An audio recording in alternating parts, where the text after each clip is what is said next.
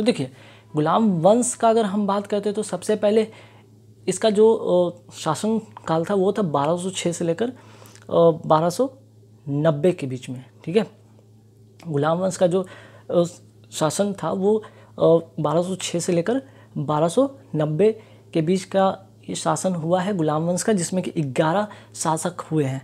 ठीक है, 11 शासक मिलकर 1206 से लेकर 1290 तक गुलाम वंश का शासन होता है, जिसमें से जो प्रमुख हैं वो 7 हैं। ठीक है, उसमें से जो प्रमुख है वो 7 वंश है जिसके बारे में पढ़ना है, जैसे कि कुतुबुद्दीन ऐबक हो गया, इल्तुतमिश हो गया, रजिया सुल्तान हो गई, मुइजुद्दीन बहराम शाह हो गया, अलाउद्दीन मसूद शाह हो गया, नसरुद्दीन महमूद और बलबन जैसे जो शासक उनके बारे में पढ़ना है और उनसे ज़्यादातर क्वेश्चन पूछे जाते हैं।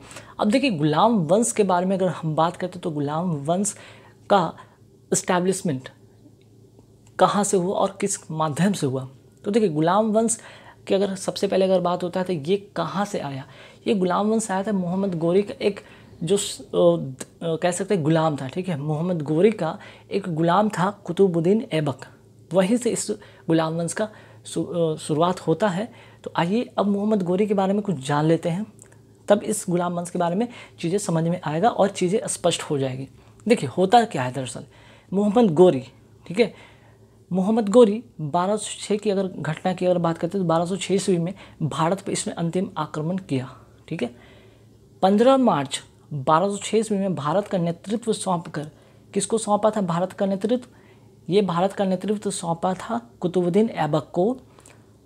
और जब ये नेतृत्व सौंप कर ये अपने प्रांत यानी कि गजनी जा रहा था, उसी दरमियान इसकी हत्या कर दी गई और उसके बाद जो इसका उत्तराधिकारी बना वो बना कुतुबुद्दीन ऐबक।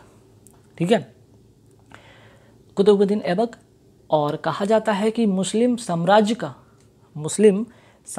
अगर हम बात करते हैं, ठीक, तो मुस्लिम साम्राज्य का वास्तविक संस्थापक कौन था, ये मोहम्मद गोरी था। ठीक है, ये मोहम्मद गोरी ही था जो कि मुस्लिम साम्राज्य का जो कि कह सकते हैं कि वास्तविक संस्थापक था, है ना। इसी के बीच में एक घटना होती है, जैसे में होता है तराइन का युद्ध। तराइन का प्रथम युद्ध होता है 1191 में और तराइन का दूसरा युद्ध होता है 1192 में।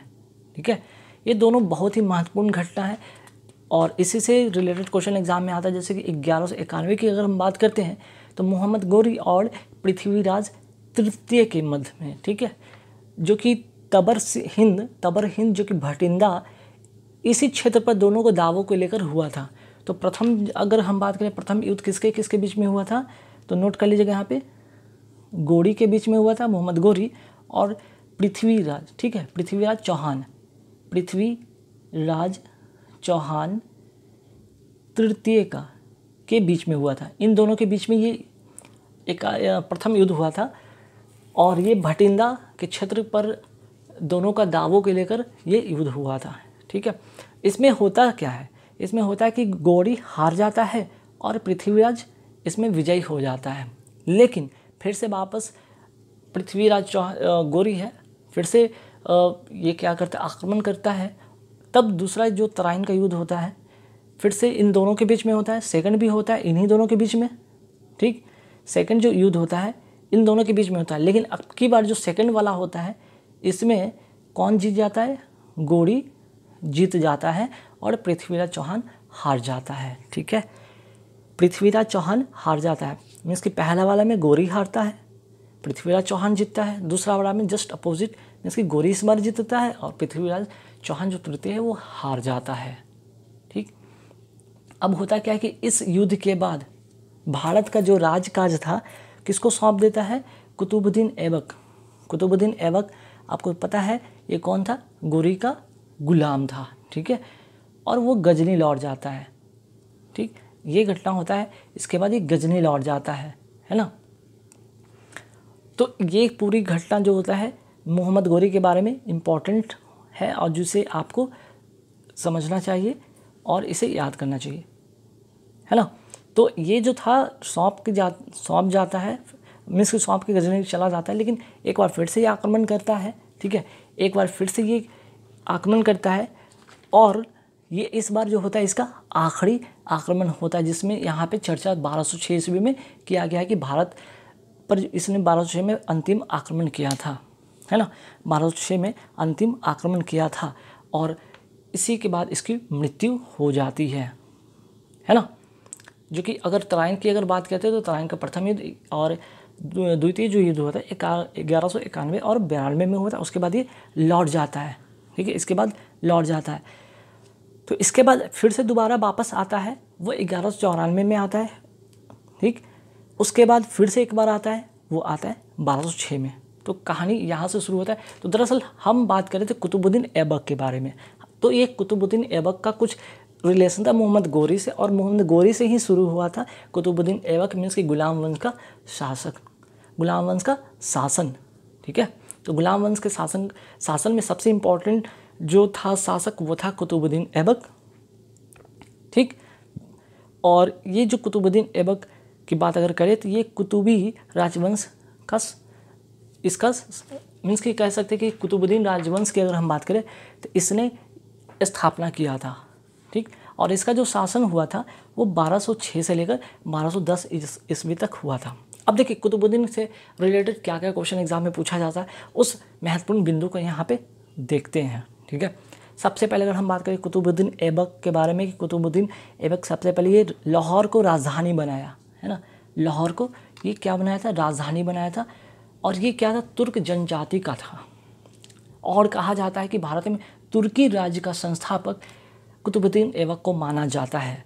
दूसरा इंपॉर्टेंट चीज़ यहाँ पे बिंदु देखेंगे कि लाख वक्स और पील वक्स, ठीक है, लाल वक्स और लाख वक्स यहाँ पे लिखा हुआ है और पील वक्स से नाम से ये विख्यात था। अब लाख वक्स का मतलब क्या था, लाखों का दान करने वाला। वही बात करते हैं पील वक्स की बात करें, हाथियों का दान देने वाला से विख्यात था, ठीक। अब यही बात करते हैं कुतुबुद्दीन ऐबक से रिलेटेड और इम्पॉर्टेंट चीज़ कि इसने कुतुबुद्दीन ऐबक था जो वो कुतुब मीनार, ठीक है, कुतुब मीनार का निर्माण प्रारंभ करवाया था। कुतुबुद्दीन जो था कुतुब मीनार का निर्माण कार्य प्रारंभ करवाया था, इसने किया था। और कई बार क्वेश्चन यहाँ पे आता है कि कुतुब मीनार का नाम किस के नाम पर रखा गया था, तो प्रसिद्ध जो सूफी संत थे ख्वाजा कुतुबुद्दीन बख्तियार काकी के नाम पर ये कुतुब मीनार रखा गया था। इसी ने और एक चीज़ क्या किया था भाई, इसने दो इम्पॉर्टेंट चीज़ मीन्स कि दो इम्पॉर्टेंट चीज़ को बनवाया था। पहला क्या, ये भारत का प्रथम मस्जिद की बात करें तो कुब्बत उल इस्लाम जो कि दिल्ली में इसने बनवाया था। और दूसरा अजमेर में 28 दिन का झोपड़ा, जो कि कई बार एग्जाम में पूछा जाता है कि 28 दिन का झोपड़ा किसने बनवाया था, कुतुबुद्दीन ऐबक ने। और भारत का प्रथम मस्जिद की बात करें कुब्बत उल इस्लाम को किसने बनवाया था, इसने बनवाया था कुतुबुद्दीन ऐबक ने, ठीक है। अब इसका कुतुबुद्दीन ऐबक से इंपॉर्टेंट चीज़ और क्या बनता है, इसकी मृत्यु जो होती है 1210 ईस्वी में हो जाता है।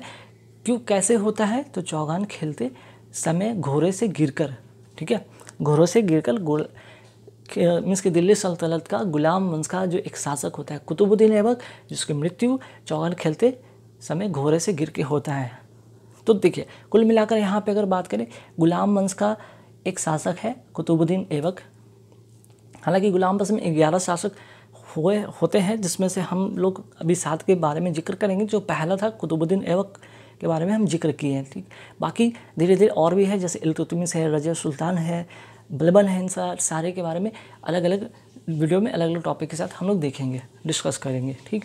ध्यान रखिएगा ये इंपॉर्टेंट, बहुत इंपॉर्टेंट, जैसे कि दिल्ली सल्तनत 1206 से लेकर 1526 और इसी 1206 से लेकर काफ़ी सारे वंश आए थे, जिसमें कि गुलाम वंश है, खिलजी वंश थे। तो हम आज बात करेंगे गुलाम वंश के बारे में। बात जो की है इसमें इंपॉर्टेंट चीज़ था कुतुबुद्दीन ऐबक कहाँ से आया था, और ये गुलाम वंश आया कहाँ से था, तो इसका देन था मोहम्मद गोरी का देन था कि गुलाम वंश आया था। क्यों गुलाम वंश आया था, क्योंकि मोहम्मद गोरी का ही गुलाम था कुतुबुद्दीन ऐबक, इसलिए गुलाम वंश की अगर बात करें तो इस वंश का जो था प्रथम शासक कुतुबुद्दीन ऐबक मोहम्मद गोरी का गुलाम था, और इसी कारण इस वंश का नाम दास या गुलाम वंश रखा गया। और इसमें इंपॉर्टेंट कुछ खास क्वेश्चन नहीं है, ठीक। और जो इम्पोर्टेंट यहाँ पे जो बिंदु था जो कि एग्ज़ाम में पूछा जाता है वहाँ पे मेंशन किया गया है, आप इन्हें ज़रूर नोट कर ले या स्क्रीनशॉट ले ले। एक छोटा छोटा नोट्स आप बनाते जाएंगे और बनाते बनाते छोटा छोटा नोट्स एक दिन बहुत बड़ा एक पैकेज बन जाएगा जो कि आपके एग्ज़ाम में क्रैक करने में काफ़ी मदद मिल जाएगा। ठीक है, तो ध्यान रखिएगा। इस वीडियो में काफ़ी छोटा मैं वीडियो बना रहा हूँ जानबूझकर कि ताकि चीज़ें समझ में आए, कॉन्सेप्ट क्लियर हो और एक दूसरे से रिलेट करने में मदद हो। तो ठीक है, अब गुलाम वंश के बाद की बात करें तो अब इसके बाद हम लोग क्या पढ़ेंगे, इसके बाद पढ़ेंगे इल्तुतमिश के बारे में पढ़ेंगे। ठीक है, इल्तुतमिश के बारे में पढ़ेंगे। और चूँकि इल्तुतमिश कौन था, तो कुतुबुद्दीन ऐबक का ये क्या था, दामाद था, है ना। कुतुबुद्दीन ऐबक का क्या था, ये दामाद था। लेकिन जो 1210 से 1236 के बीच में ये शासन करता है, इसी 1210 ईस्वी में ही एक और यहाँ पे कहानी होता है। वो क्या कहानी होता है, अब सुनिएगा स्टोरी। कुतुबुद्दीन ऐबक की तो भाई यहाँ पे देख रहे हैं कि मृत्यु हो गई। अब कुतुबुद्दीन का जो अचानक से मृत्यु हो जाता है, उसके कारण होता क्या कि उत्तराधिकारी का चुनाव में एक समस्या आ जाती है। ठीक है, कि उत्तराधिकारी किसको बनाया जाए। तो चूँकि ये तुर्की जनजाति के था और चूँकि ये तुर्की से बिलोंग ये लोग करते थे, तो तुर्की जो सरदार था स्वयं हल किया क्या कि कुछ जो तुर्की सरदार थे उसमें से कुछ जो तुर्की सरदार हुए, उन्होंने आराम शाह को, ठीक है, आराम शाह को क्या किया कि लाहौर का सुल्तान घोषित कर दिया। ठीक, यहाँ तो बात समझ में आ गया। अब आराम शाह जो कि एक कैसा व्यक्ति था, अयोग्य व्यक्ति था, अक्षम व्यक्ति था। ठीक है, तो तुर्क में कुछ तुर्क जो सरदार थे उन्होंने तो आराम शाह को लाहौर का सुल्तान घोषित कर दिया, लेकिन कुछ जो थे, ठीक है, कुछ जो तुर्क सरदार थे उसका विरोध किया। होता क्या है अब यहाँ पे स्टोरी कि जो दिल्ली के तुर्क सरदार जो थे, ठीक है, दिल्ली के जो तुर्क सरदार थे वो क्या करते, बंदायूं के जो गवर्नर होते इल्तुतमिश, इसी इल्तुतमिश के बारे में बात हो रहा है, जो कि बंदायूं का गवर्नर था। कई बार एग्जाम में पूछा जाता है, ये बंदायूं का गवर्नर था। ठीक है, गवर्नर था। तो होता कि गवर्नर जो इल्तुतमिश है उसको क्या किया कि दिल्ली आने का निमंत्रण भेजा और इल्तुतमिश है कि जो शीघ्र ही दिल्ली पहुंच गया। अब इसकी खबर जब आराम शाह को लगती है, ठीक है, जब इसकी खबर आराम शाह को लगती है तो आराम शाह तुरंत दिल्ली पहुंच जाता है। वहीं क्या होता है, इल्तुतमिश और आराम शाह के बीच में, इन दोनों के बीच में क्या होता है, संघर्ष शुरू होता है, जिसमें आराम शाह को क्या होता है, यहाँ पे इल्तुतमिश पराजित करता है इसको, आराम शाह को, और हत्या कर देता है और स्वयं सुल्तान बन जाता है और पुनः ये दिल्ली के गद्दी पे बैठ जाता है। इसके बारे में बात करेंगे। इल्तुतमिश की बात अगर करें तो 1210 से लेकर 1236, ठीक है, 1210 से लेकर 1236 तक का इसका शासन रहता है। अब इसके बारे में कुछ इंपॉर्टेंट बातें जो कि स्टोरी में यहाँ पे हम डिस्कस करेंगे। क्या डिस्कस करेंगे, कुतुबुद्दीन ऐबक की मृत्यु होती है ना। बात यहाँ पे होती है, स्टोरी शुरू होता है कि इल्तुतमिश आया कैसे, ठीक है, गद्दी पर बैठा कैसे, इसके बारे में सबसे इंपॉर्टेंट तथ्य जानना होगा। तो इसके लिए हमें क्या करना होगा, हमें इसके पहले वाले शासक के बारे में जानना होगा कि आखिर ऐसी क्या घटना हुई जब यहाँ पे इल्तुतमिश इस गद्दी पर, यहाँ कहने का मतलब दिल्ली पर शासन करना शुरू करता है। होता है ये है कि जो कुतुबुद्दीन ऐबक है इसकी अकस्मात मृत्यु हो जाती है और उत्तराधिकार के चुनाव की समस्या हो जाती है। इसके कारण जो तुर्की सरदार जो हैं तो स्वयं इसका हल ढूंढने के लिए उपाय ढूंढते हैं और कुछ जो तुर्की सरदार हैं आराम शाह को, ठीक है, आराम शाह को लाहौर का, जो कि 1210 ईस्वी में, ठीक है, 1210 ईस्वी में लाहौर का सुल्तान घोषित कर देते हैं। हालांकि जो आराम शाह है ये अक्षम और अयोग्य व्यक्ति था और अनेक जो तुर्क सरदार थे उन्होंने इसका विरोध भी किया। ठीक है, तो जो तुर्क सरदार थे उनमें से कुछ तो इसको समर्थन करके लाहौर का सुल्तान घोषित कर दिया और कुछ जो सरदार थे उन्होंने इसका विरोध किया। ठीक है, होता ये है, अब देखिए यहाँ पे होता क्या, दिल्ली के जो तुर्क सरदार थे, बदायूं के जो गवर्नर इल्तुतमिश, यहीं से इल्तुतमिश का आगमन होता है दिल्ली में। तो बदायूं का जो गवर्नर होते हैं इल्तुतमिश को दिल्ली आने का निमंत्रण भेजा जाता है। ठीक, अब इल्तुतमिश क्या करता है, दिल्ली पहुंचता है। अब इसी बीच आराम शाह को भी ये इस बात का पता चलता है और उसने भी दिल्ली पहुंचा। दोनों में क्या होता है, यहाँ पे आराम शाह और इल्तुतमिश के बीच में संघर्ष होता है जिसमें आराम शाह पराजित होता है और उसकी हत्या कर जाती है और इसके बाद इल्तुतमिश जो है स्वयं वहाँ का सुल्तान बनता है और इसका जो शासन होता है 1210 से लेकर 1236 का। तो बैक स्टोरी ये है कि इल्तुतमिश का शासन कैसे आरंभ होता है कुतुबुद्दीन ऐबक के बाद। हालांकि आरंभ सा कोई का टॉपिक यहाँ पे जो है बहुत ही खास नहीं, जो खास था वो इल्तुतमिश का था। ठीक, अब यहाँ पे बात करते हैं मोहम्मद गोरी का जो था गुलाम कौन था, कुतुबुद्दीन ऐबक था। अब इसी का गुलाम कौन था, इल्तुतमिश। इसी कारण इसे गुलामों का गुलाम भी कहा जाता है, जो कि इस टॉपिक में मैं डिस्कस भी आगे करूँगा। अब देखिए सबसे इम्पॉर्टेंट चीज़, कुतुबुद्दीन था कौन, सॉरी इल्तुतमिश था कौन, ये कुतुबुद्दीन ऐबक का दामाद था। यानी कि इल्तुतमिश की जो बेटी थी, पुत्री थी रजिया सुल्तान, उसका ये पति था। ठीक है, इसलिए ये इसके कारण ये कुतुबुद्दीन जो ऐबक का ये दामाद कहलाया। और अगर हम बात करते हैं इसी बीच अगर रजिया सुल्तान के बारे में बात करें, ये पुत्री थी और इन्होंने भी शासन किया। कब, जब जो इल्तुतमिश मीन्स की जो रजिया सुल्तान के जो पति हैं, इनकी मृत्यु के बाद इन्होंने दिल्ली के जो सत्ता पर शासन किया, सत्ता पर काबिज होकर यहाँ पे शासन करती हैं 1236 से लेकर 1240 ईस्वी तक। ठीक, अब यहाँ पे बात करते हैं भारत में जो तुर्की शासन का वास्तविक संस्थापक है किन्हें कहा जाता है। तो भारत में जो तुर्की शासन का वास्तविक संस्थापन जो कहा जाता है कि वास्तविक संस्थापक कहलाते हैं, वो था इल्तुतमिश।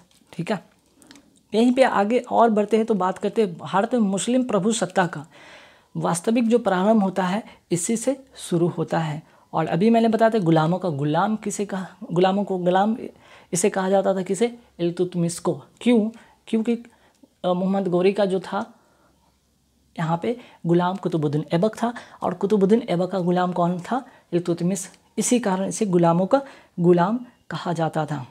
अब यहाँ पे नसरुद्दीन मोहम्मद की बात करते हैं। तो नसरुद्दीन मोहम्मद इसका बड़ा बेटा था। हालांकि इसका छोटा बेटा का नाम था गयासुद्दीन, सॉरी इसका जो छोटा बेटा होता है उसका नाम क्या होता है, यहाँ पे ध्यान रखिए। इसके बारे में जिक्र आगे भी वीडियो में कहा गया, लेकिन इसमें मैं बता देता हूँ अभी भी।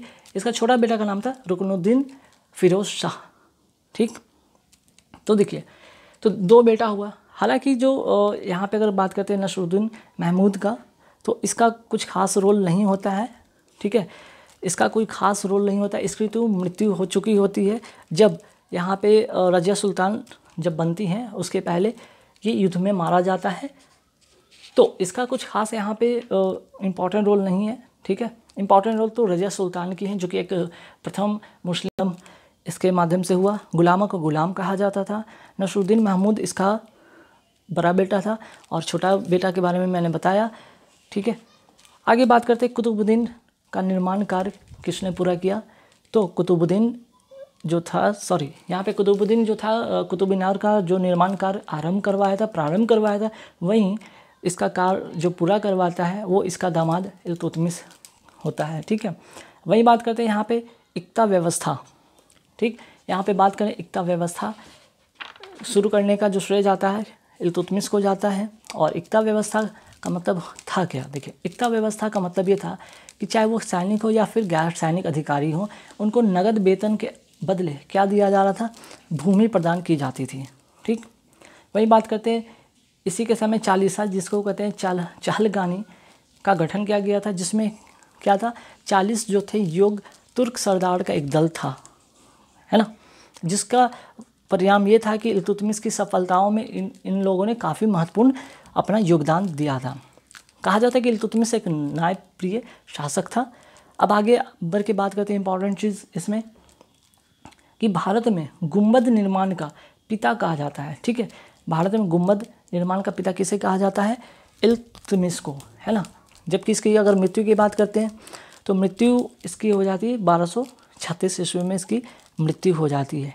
चलिए, अब इसके मृत्यु के बाद ही एक आगे घटना होता है, वो होता है क्या कि अब ठीक है, अब 11 शासक में बात हो रही थी, कुतुबुद्दीन ऐबक की बात हो गई, इल्तुतमिश की बात हो गया। अब इल्तुतमिश के बाद अब इसकी मृत्यु के बाद शासन कौन करेगा, है ना, इल्तुतमिश के बाद शासन कौन करेगा, ये इम्पोर्टेंट था। तो देखिए, तो 1236 से लेकर 1240 में रजिया सुल्तान शासन करती हैं, लेकिन इसी 36 ईस्वी में होता गया 1236 ईस्वी में जो रुकनुद्दीन फिरोज शाह है, इल्तुतमिश का छोटा पुत्र, ठीक है, ये छोटा पुत्र था, ठीक है, छोटा बेटा था, इल्तुतमिश का छोटा बेटा था ये, ठीक है।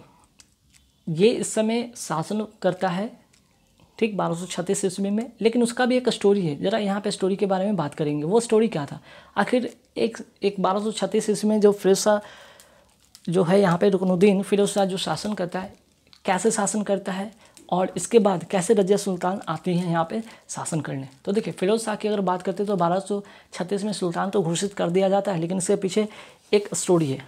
स्टोरी क्या है, ज़रा ध्यान से सुनिएगा। तुर्क जो अमीर थे, एक स्त्री को राज करते हुए देखना अपना अपमान समझते थे। इस कारण से जो तुर्क अमीर थे और फिरोज शाह की माता शाहतूर खान, ठीक है, तो यहाँ पे बात हो रही थी, जो उसकी माता थी, कहने का मतलब इल्तुतमिश की पत्नी थी, और अनेक सरदार षड्यंत्र करके जो फिरोज शाह है उसको 1236 में सुल्तान घोषित कर दिया गया, ठीक है। बात तो हो गया कि चलो फिरोज शाह सुल्तान तो बन गया, परंतु जो राज्य पर नियंत्रण करने की बात रही, इससे ये नियंत्रण नहीं हो सका, जिसके कारण से वास्तविक जो सत्ता था किसके हाथ में चला गया? शाहतूर खान के हाथ में चला गया, जो कि इसकी माता थी और ये इल्तुतमिश की पत्नी थी, ठीक है। अब एक घटना ये होता है कि सुल्तान की अनुपस्थिति में, है ना, होता क्या है कि दिल्ली में सुल्तान की अनुपस्थिति का लाभ उठाकर रजिया लाल वस्त्र पहनकर, अब देखिए लाल वस्त्र की बात हो रही है तो लाल वस्त्र धारण करने का पीछे रीज़न ये था उस समय का कि इसके शासनकाल में जो भी न्याय चाहता था वो लाल वस्त्र धारण करता था, है ना।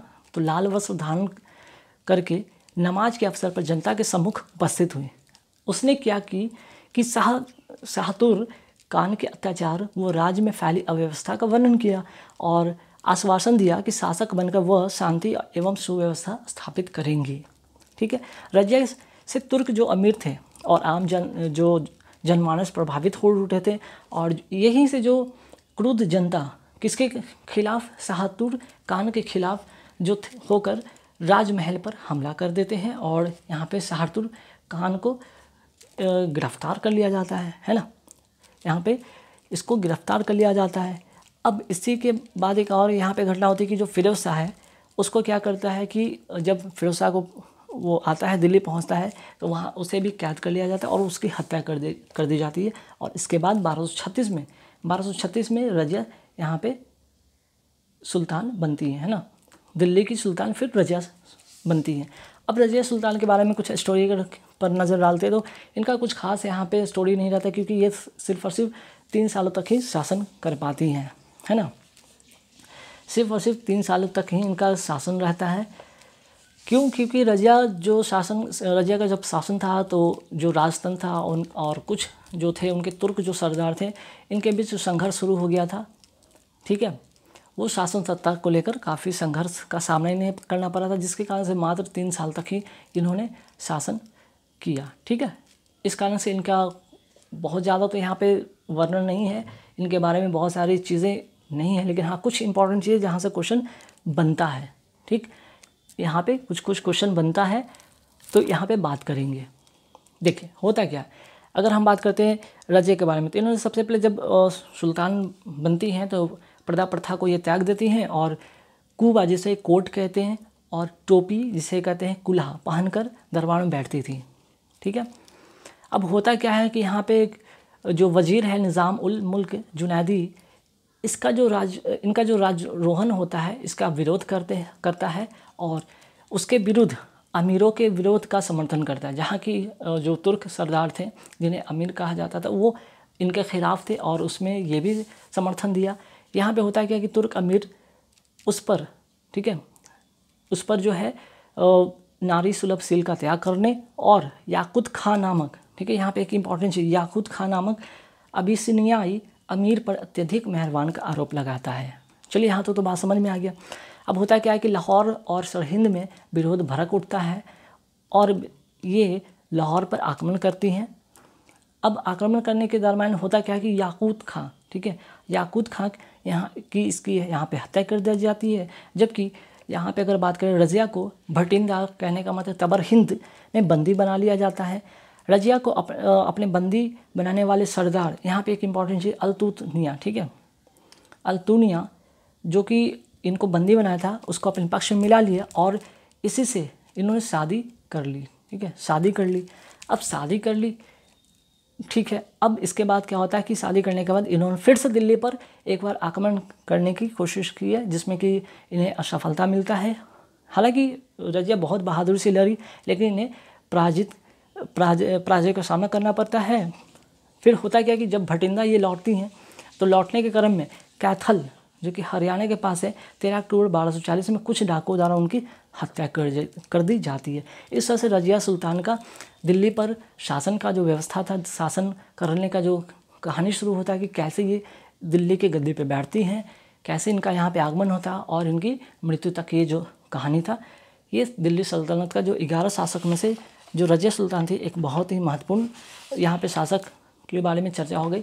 आगे इसके बारे में हम क्या देखेंगे, इसके बारे में हम पढ़ेंगे और भी जो शासक हैं, जैसे कि मोइजुद्दीन बरहम शाह, फिर उसके बाद देखेंगे अलाउद्दीन मसूद शाह, आगे गयासुद्दीन बलबन के बारे में पढ़ेंगे। इसके बाद कुछ शासक के बारे में जब पढ़ने के बाद हम लोग क्या करेंगे, खिलजी वंश पर आएंगे। ठीक है, फिर हम क्या देखेंगे, खिलजी वंश पर आएंगे, उसके बारे में चर्चा करेंगे कि उसमें जलालुद्दीन फिरोज शाह खिलजी होता है, अलाउद्दीन खिलजी होता है, इन सारे का जिक्र करेंगे। ठीक, तो गाइस इस वीडियो में इंपॉर्टेंट क्या था, इंपॉर्टेंट जो था कि दिल्ली सल्तनत का जो गुलाम वंश का 11 शासक में से कुतुबुद्दीन ऐबक का चर्चा हो चुका था, जिसका वीडियो डाला जा चुका है। दिल्ली सल्तनत का जो काल है वो 1200 ईस्वी से लेकर 1526 ईस्वी तक की जो समय है, ड्यूरेशन है, ये था दिल्ली सल्तनत का काल। ठीक है, अब इस टॉपिक से काफ़ी सारे एग्जाम में क्वेश्चन बनते हैं, तो इसलिए इस टॉपिक को पढ़ना ज़रूरी है। और सभी को, जो सभी वंश है जिसमें कि गुलाम वंश है, खिलजी वंश है, तुगलक वंश है, सैयद वंश है, और फाइनल जो है एक लास्ट जो वंश बचता है वो है लोधी वंश। ठीक, तो इसके बारे में हम बेसिकली आज लोधी वंश के बारे में डिस्कस करेंगे कि लोधी वंश का जो कार्यकाल था, मीन्स कि लोधी वंश का जो समय था, ड्यूरेशन था, कब से कब तक का इसका शासनकाल रहा, लोधी वंश कब से लोधी वंश का जो है वो शासन शुरू होता है और कब इसकी समाप्ति होती है, और इसके बाद कौन से जो वंश का शासन शुरू होता है। ठीक, तो यहाँ पे समझिएगा सबसे पहले कि जो दिल्ली सल्तनत के यहाँ पे अगर बात करते हो तो यहाँ पे 5 ऐसे शासक हुए। ठीक, 5 ऐसे वंश आए, जिसमें कि अगर गुलाम वंश की बात करते हैं तो जहाँ पे 11 शासक हुए, खिलजी वंश की बात करें तो 5 शासक हुए थे इसमें, तुगलक वंश में 9 शासक हुए, और सैयद वंश में 4 शासक हुए, और लोधी वंश में 3 शासक हुए। अब देखिए दिल्ली सल्तनत जो कि 1200 ईस्वी से लेकर 1526 ईस्वी के बीच का ये पूरा एक जो ड्यूरेशन है, इसमें काफ़ी सारे वंश आए, तो इसका एक आपको सीक्वेंस याद रखना होगा। कई बार आपको सीक्वेंस एग्जाम में पूछ दिया जाता है कि बताइए 4 जो वंश है उसको एक सीक्वेंस में उसको सीक्वेंस में नहीं बल्कि अलग अलग करके लिख दिया जाता है कि उसको, और उसमें आपको अरेंज करना होता है ना। तो आपको इसमें बता रहा था कि भाई गुलाम वंश के बाद कौन सा वंश आया और उसके बाद कौन सा वंश आया। ठीक, तो बात यहाँ पर करते हैं गुलाम वंश का। तो ऐसे एक यहाँ पे इसको आप ट्रिक से भी याद कर सकते हैं। ठीक है, ट्रिक यहाँ पे बहुत सारे लोग अलग अलग ट्रिक का इस्तेमाल करते हैं। हम यहाँ पे जो बताने वाले हैं कि गुलाम वंश का जो या जो पूरा वंश है उसको कैसे याद रखेंगे। आप ऐसे याद रख सकते हैं ट्रिक को कि गुलाब जामुन खिलाओ तुम। ठीक है, गुलाब जामुन खिलाओ तुम शायद लोधी। ठीक, तो इस तरह से आप ऐसे याद कर सकते हैं।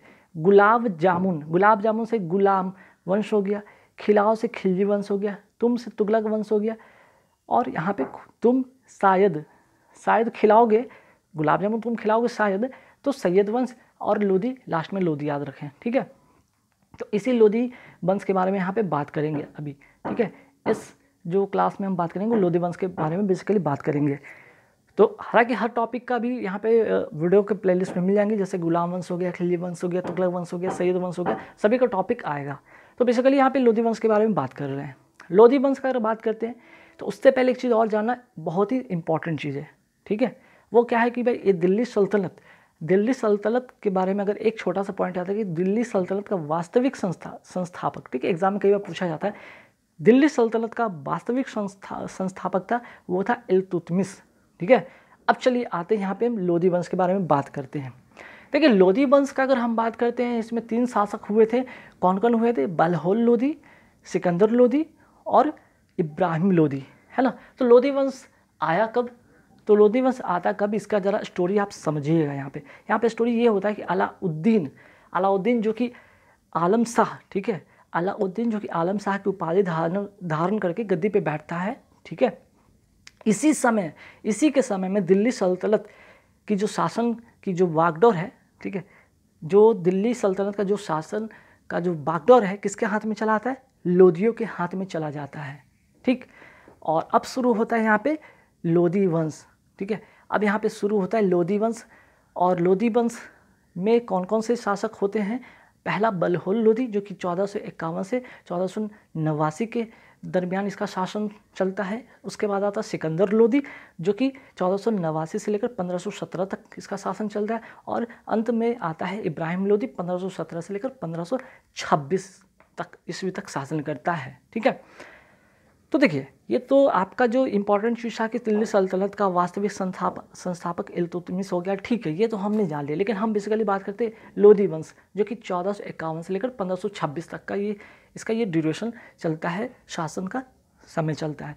अब आते फटाफट तीनों शासक हैं उनके बारे में कुछ महत्वपूर्ण चीज़ जो कि एग्जाम में पूछा जाता है। तो सबसे पहले यहाँ पे आते बलहोल लोधी के बारे में बात करते हैं। ये प्रथम अफगान राज्य की स्थापना किया, ठीक है। दूसरा, लू लगने से इसकी मृत्यु हो जाती है 1489 में।